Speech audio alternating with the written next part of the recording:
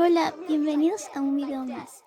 En este video vamos a aprender cómo se puede poner un fondo de pantalla en movimiento y con sonido para tu celular.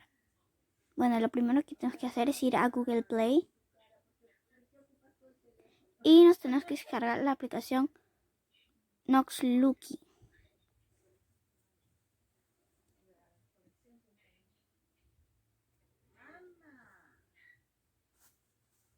Vamos a poner en buscar y vamos a escribir el tema que queramos, en este caso Blackpink, y también nos sale de fotos y videos, pero como queremos en movimiento va a ser de videos.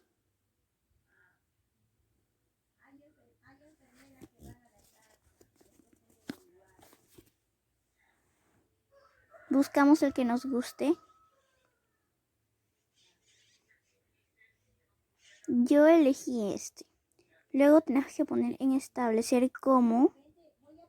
Y ahí nos va a salir dos opciones.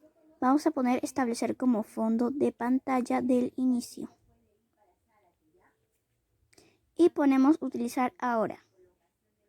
Va a cargar y ahora sí nos regresamos al inicio.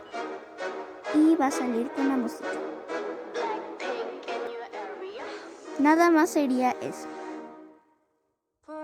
Y ya habríamos logrado nuestro propósito de tener el fondo de pantalla con sonido y en movimiento. Espero que les haya gustado mucho este video y que se suscriban al canal. Gracias por ver el video.